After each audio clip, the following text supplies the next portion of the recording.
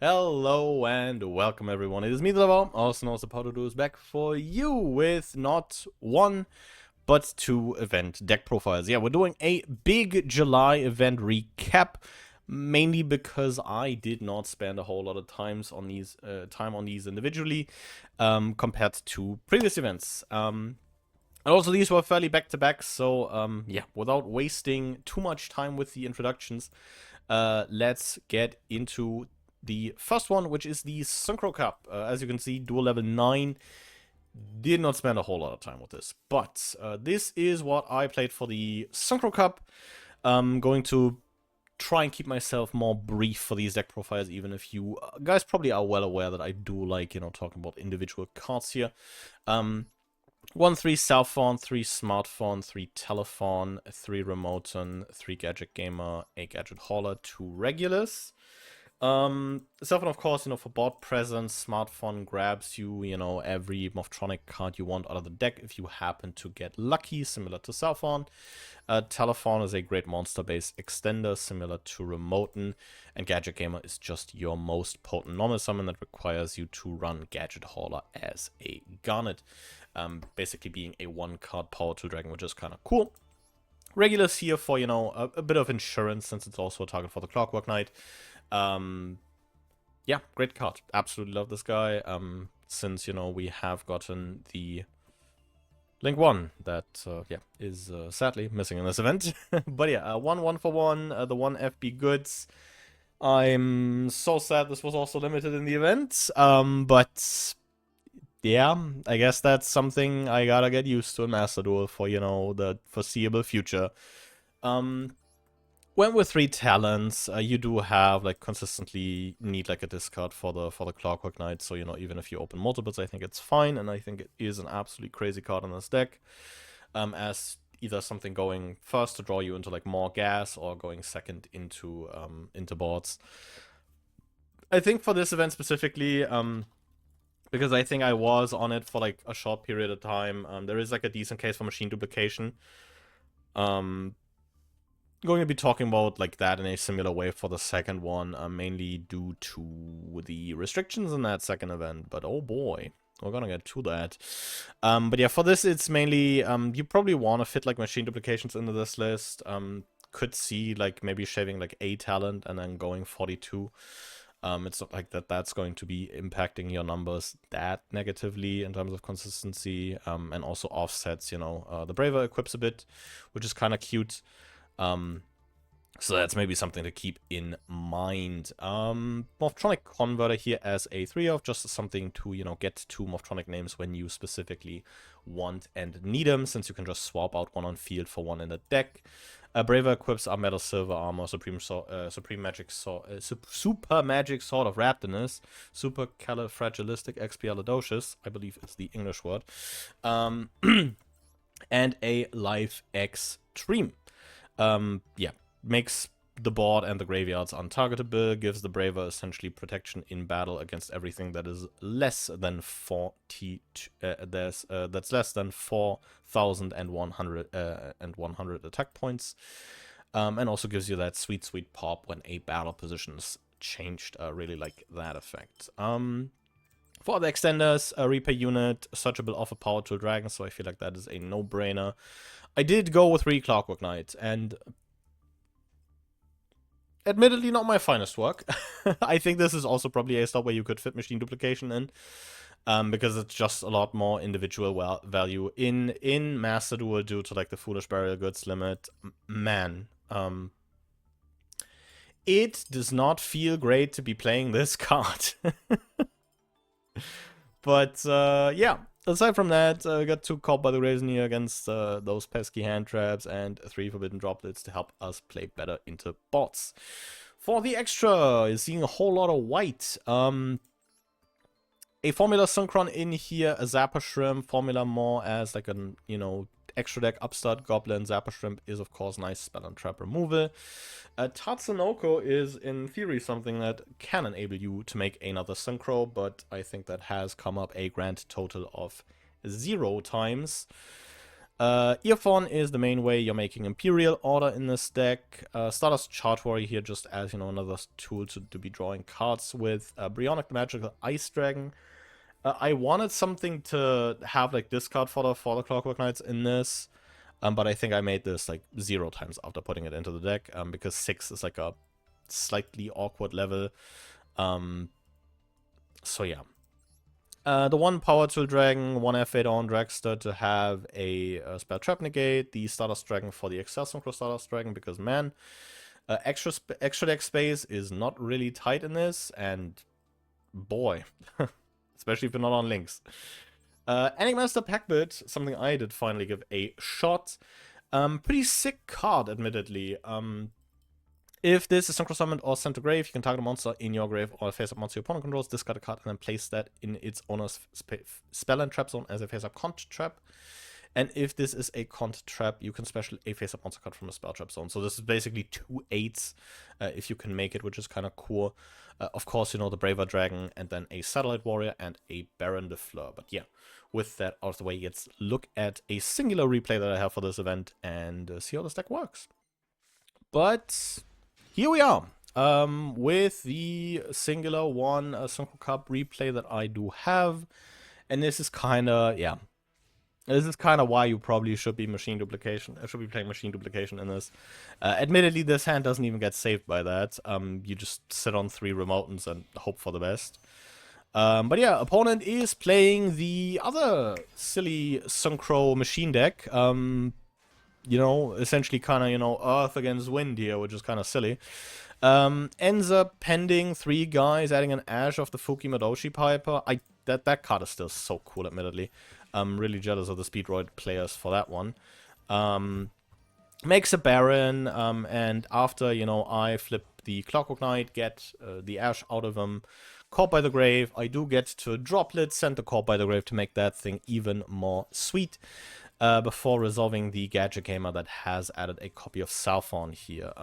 Did not decide to grab Telephone for, I think, just getting more names into rotation. Because getting the Remote back from the graveyard is a bit wonky. So I was like, yeah, I'm getting Celfon and kind of, you know, gambling a bit on, like, you know, an additional name here. Making the Excel Synchro Stardust here. Excel Synchro Stardust recurs the Smartphone. Smartphone tries to reveal again before we make Braver Dragon. Braver Dragon equips the 3 equip slots from the grave. As we repair units, summon back Remoten. Remoten, since we have a 1 in the graveyard, basically means we are making the Chariot Beast, and there is nothing our opponent can do about it. Before we make Earphone, banishing the Remoten that previously added the Smartphone for the Smartphone, and ensure that we have a small bit of follow-up. Before equipping the Earphone to the Braver Dragon, I don't think there's like a whole lot here that I can particularly like well extend into. Even looking at the current extra deck, yeah. This is even when I was still on like Musashi Omega. This was like pre-adding Bryonic and everything.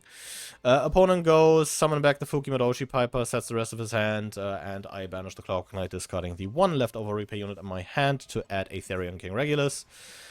Swapping the Braver Dragon, popping the Fuki Madoshi Piper. Probably should have gone after the back row before going into combat, using the second effect of Raptinus Supreme Magic Blade. Fuck, I used the OCG name again, to summon that Celfon and get in for what's probably game, seeing as I got a surrender out of my opponent. But yeah, with that out of the way, we're going to quickly swap over and talk about what I played for the Theme Chronicle, because that's actually something where I did spend a bit more time. Okay, after a bit of fumbling and admittedly definitely not realizing that I did not have a replay for the list I initially showcased, we're going to take a look at this, and maybe I'll tack on the list I played for like the rest of the event, just for the heck of it. But this is kind of what I would like realistically envision, you know, a deck for this event to look. The ban list is rough. It is very rough. I think since I'm basically redoing the deck profile, you're looking at no Telephone, no Clockwork Knight, no Excel Synchro Stardust Dragon, which is kind of why, you know, I had to kind of give this guy a shot. And yeah, it's a admittedly very cool card for the stack. Getting like 2 8s in like a combo line essentially out of like one card. This is pretty neat. But yeah, with that being said, let's kind of just jump into the names here. We're on 3 Celfon, bringing back, you know, the All-Star, the man, the myth, the legend, the Vacuuman, because we like the defense position relinquished effect in this household. Played a singular Lantron to have a Gadget Gamer target that enables me to make Power Tool Dragon. Yeah, it was, you know, I could work with 1 Telephone, but 0 is pretty rough. 0 is very, very rough, I do have to admit. We're on 3 Smartphone here, you know, of course, for, you know, more extension and getting to, you know, Morphtronic cards. Remote in here to get to, you know, the Morphtronics and kind of, you know, toolbox through level 1s as always. 3 Gadget Gamer here as, you know, the highest impact normal the deck can provide. Makes Power Tool Dragon because we can add Lantron. Thank goodness we can add Lantron. Decided to throw in 2 Magna Fortresses here. I think you can play like better, like 3 machines, but maybe going to talk about that after the replay. In, you know, the list that I played for the majority of this event. But yeah, as mentioned, this is probably an event where you would need machine duplication with the previous one. Yeah, with no Clockwork Knight that I could like stubbornly, you know, cross my arms and say I'm not playing machine duplication again. Yeah, this kind of made its way into the deck fairly easily. A 1-for-1, another throwback here, you know, the good old days. Junk box, 2 junk boxes here. Just a reborn for level 4 Law Morphtronics, which is of course nice to keep, you know, cycling through soft ones per turns. Still 3 talents, 3 converter, the 3 braver equipped still here, 3 repay unit, 3 forbidden droplet. Otherwise the, oh man, the extra deck, not a whole lot of like new shit. Still on a formula, an Earphone, an Ad Beast. I decided to keep Musashi in, mainly because, you know, Musashi's kind of neat. A Power Tool Dragon, the Animaster pack build is mentioned as, you know, the 8 you make when laddering into Braver, and as a second high-level Synchro, I decided to replace the, I believe, for this event, banned Baron with a Fabled Levilasable. Very cool card, especially cool and Fabled. I still need to talk about that deck on the channel. But yeah, basically just a quick effect steal, you know, tributes itself, steals an opponent's monster, which is pretty cool. Falling Wands, an Anima, a Clockwork Knight, then a Platinum Gadget for extension, an IP Masquerena, a Pit Knight early because I wanted like something to like put next to the IP before going like IP in the Unicorn, which definitely was like a throwback. And then I decided to cap off the extra deck with the man himself, the Rasta Liger, because I frankly couldn't tell you what's like a better fit here. I think you can play like a lot of options. Stardust Charge Warrior is probably also good. You can probably also look at Awesome Blue Robin if that was legal, maybe. I don't know. But yeah, Rasta Liger was just something I looked at and was like, okay, send it, because most of the time I'm probably just laddering into Braver Dragon anyways. So yeah, with that out of the way, let's take a look at that replay that I realized I needed to re-record the deck profile for. Well, and here we are with going second against Dino DNA. Opponent goes adding the Xenometeorus. I saw like a fair decent bit of this, which is kind of fair. The new like Jirac cards are pretty crazy. Opponent goes pop Megalo, send baby, summon 2 guys from deck. We finally decide to activate the dumbest card ever printed, or one of the dumbest cards ever printed, before we go Megalo, tribute itself off to summon back the Stego, and sink into a Velfido. I should probably hit the speed up button here. There we go, Xenometeorus, summon a Frostosaurus, popping the baby, baby summon overwrap the pop Megalo, summon back another Megalo, Megalo triggers, dumps another Jirac, I believe. Not a really relevant one, we just sent a Gallum. Before we sink into Jirac Astero, a swap out, one of the vanilla for off of the field spell for a second Astero before banishing 2 for Ultimate Conductor Tyranno, setting an impact and passing turn. Well, what is my mission here? I want to get out into action as fast as possible, and one of the fastest way to do that is going 1-for-1 for vacuuming. And because that immediately threatens an end board piece. My opponent is kind enough to hand me a board wipe on the moment where I steal the Astero. This is a slight missequence on my part. I should have gone like Astero, steal, punch the opponent's Astero here probably. To, you know, trade board wipes and then put my opponent on essentially just having the one engrave because they can media here.